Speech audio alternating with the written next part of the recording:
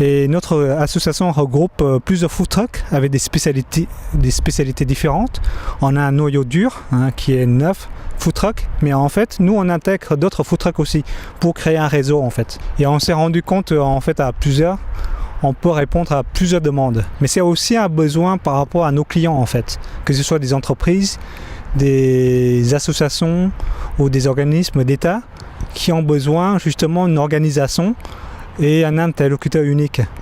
D'autant plus que par rapport à notre association, on a une variété de choix par rapport à des spécialités.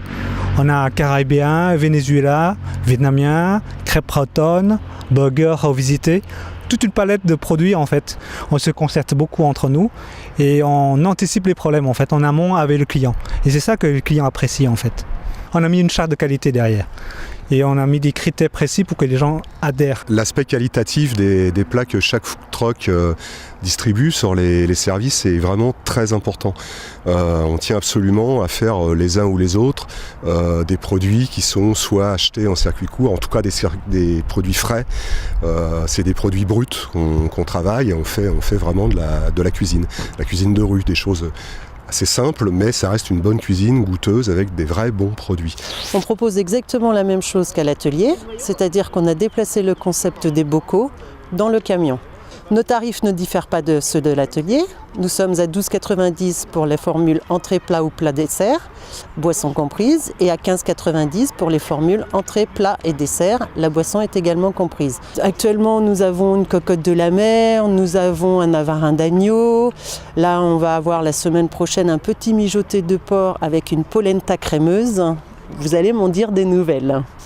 L'idée de directrice de Crêpes Even, c'est de faire découvrir les produits bretons sur la partie gastronomie. Il y a les crêpes et les galettes, ce qui est le plus connu. Mais l'idée aussi, c'est de faire découvrir des artisans bretons. Je cuisine également les algues et je cuisine également des produits à base de blé noir, de la graine de blé noir, comme le taboulé de blé noir aux petits légumes nouveaux. C'est vrai, tous les plats que je prépare, ce sont des plats d'inspiration vietnamienne, puisque je suis d'origine vietnamienne, et je les prépare dans les wok. Cela étant, on a des plats qu'on prépare sans le wok. Donc je propose des plats avec différents ingrédients. Il y a des restaurants wok, mais le food truck wok, comme moi, je crois que je suis le seul. Après, il y a des variances. Cela étant, c'est aussi la cuisine qui est faite maison. C'est des plats quand même authentiques et des plats, voilà. C'est fait avec amour, donc forcément, les clients, ils reviennent. Hein. Le petit déjeuner, c'est sacré et il est hors de question de ne pas en prendre. Et surtout, je suis adepte du café et du bon café depuis toujours.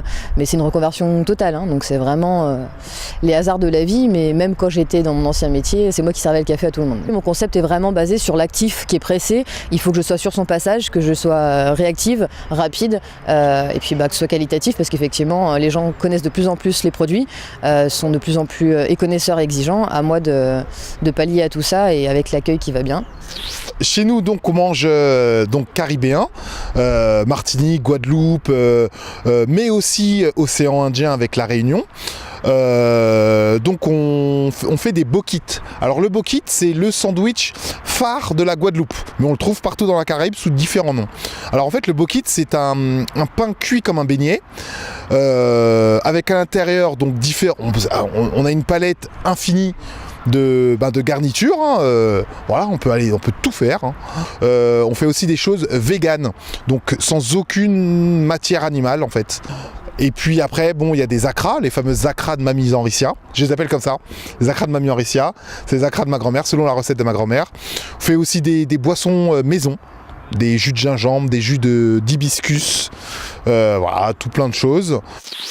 Alors le concept du cousin mouton, on a deux cartes. Une première carte qui sont des grilled cheese. Donc ce sont des sandwichs grillés au fromage fondu avec divers ingrédients à l'intérieur, comme un bœuf mijoté 7 heures, comme du poulet croustillant, comme un poulet poché aux herbes et aux épices, du bacon crispy, enfin il y a beaucoup de possibilités. Donc on n'utilise que des produits bruts et on fait de l'achat en circuit court. Quand on a créé le cousin mouton, qui se souhaitait avoir un positionnement plus terroir, francilien notamment, parce qu'en Ile-de-France, on trouve une multitude de produits, de maraîchers, de volailles, de fromage, enfin vraiment beaucoup de choses.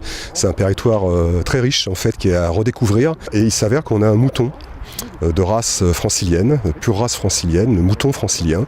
Il y a plusieurs bergeries en Ile-de-France qui sont plutôt situées à une quarantaine de kilomètres de Paris.